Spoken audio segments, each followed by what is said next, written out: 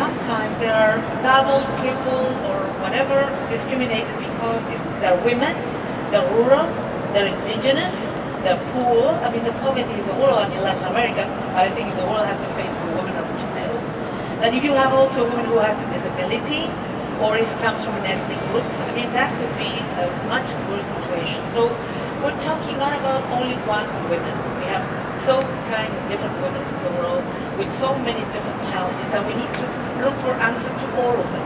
Because it's different, a professional, urban women in a country than all the other situations. But anyway, I think that it's very important, and also because what Helen has shared with us in conflict situation, or unfortunately today, even in countries who has come to peace, gender-based violence and rape is not only used as a weapon of war, but unfortunately, in some countries like South Sudan, it's still happening in places where there's no war anymore.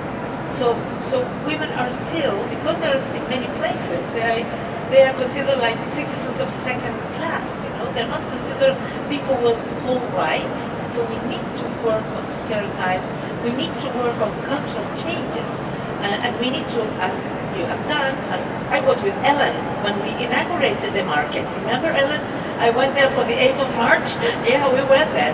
I mean, I don't think we put much money in because I was doing women at that time, but that we were celebrating with Ellen over there. So, yes, the thing is that I have to say that Ellen knows a lot about women's and peace. She is Nobel Peace awarded. So that is something she knows a lot.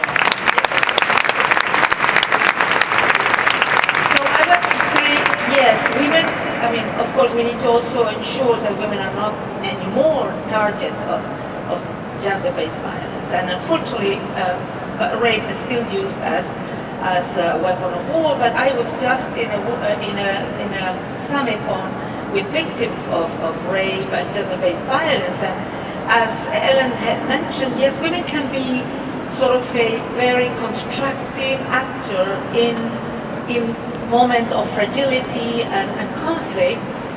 But on the other hand, women can be very brave, courageous, determined. And many of these women who have been victims of rape, they don't describe themselves as victims. They describe themselves as survivors.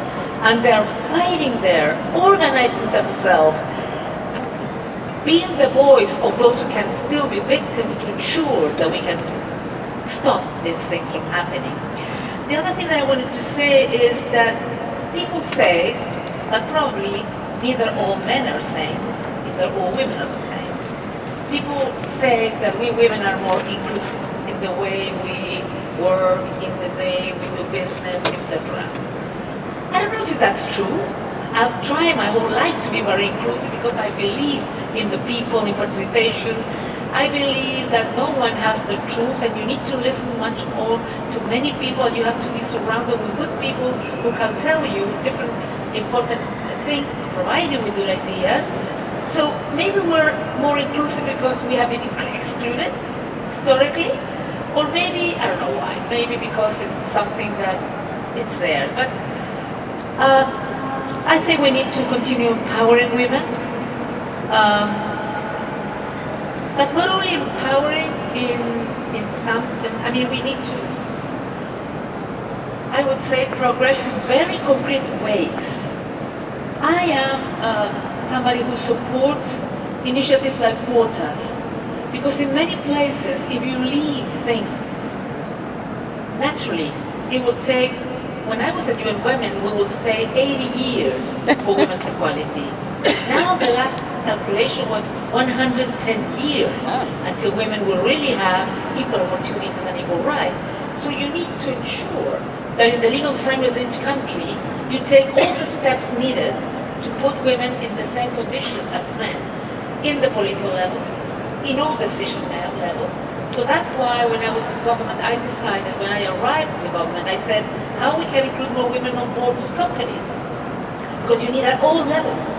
And of course you need to empower the women at the community, but also, you know, they need role models.